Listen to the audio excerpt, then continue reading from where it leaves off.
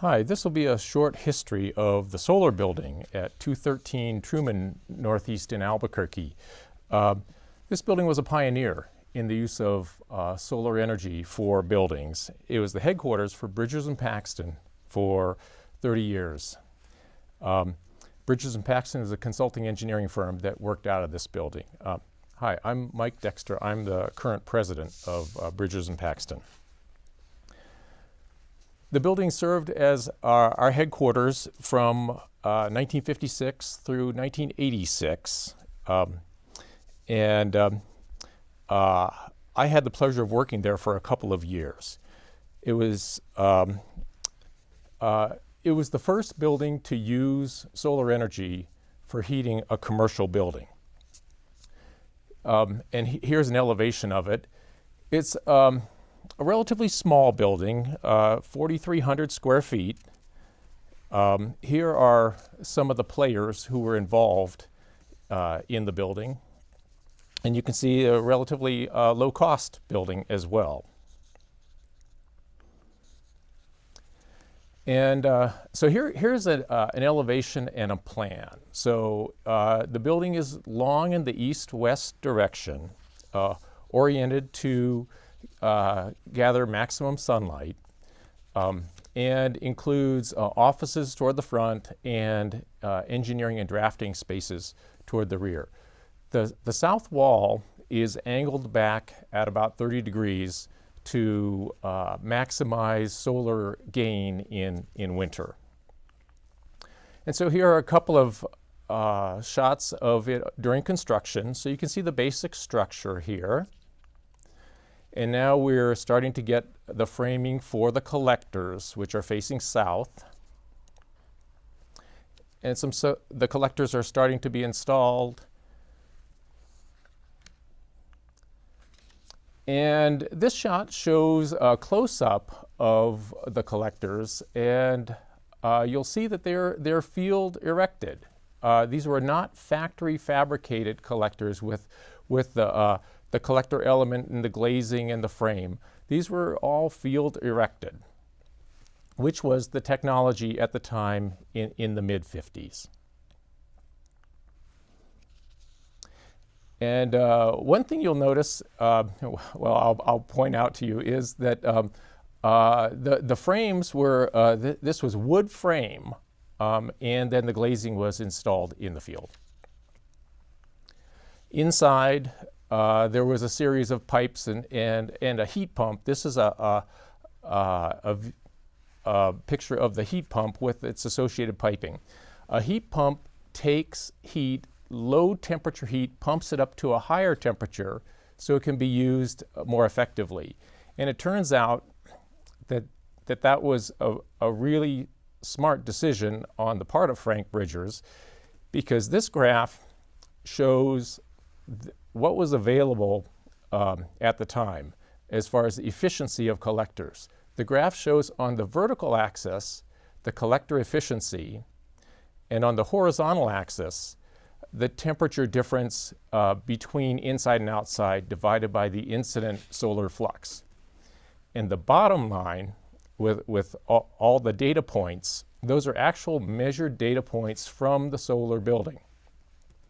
You can see that has the lowest efficiency of when compared to all those other collectors. Those other collectors, that's data that was available for factory fabricated collectors in the 70s. So in that intervening 20 years, manufacturers had sprung up and you could get higher efficiency collectors. But at the time in the 50s, they were not available. And Frank's decision to use a solar-assisted heat pump, which would allow the collectors to operate at a low temperature with a higher efficiency and would then pump that heat up to a useful temperature, turned out to be a very smart decision. So here's the building in its final configuration.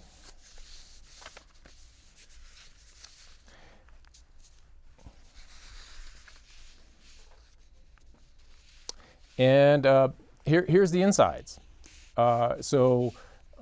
This is looking west. The collectors are off to the left-hand side behind that wall, and there's north light coming in on the right-hand side. And so with that, here are several images that show the piping configuration for the system and show it in various modes of operation. So this is the overall piping configuration. And then this second slide shows in those situations where solar energy could be collected at a warm enough temperature, it could be used directly. But at those times when it couldn't be collected at a high enough temperature, then the heat pump would pump it up to a higher temperature for use within the building. There were two modes for cooling as well. One was to cool directly from the collector system, and then there was also a heat pump mode for cooling.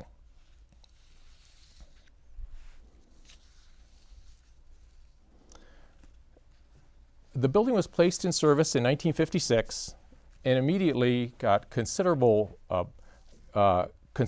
publicity. It was written up in Life magazine and Popular Mechanics, as well as a number of technical publications.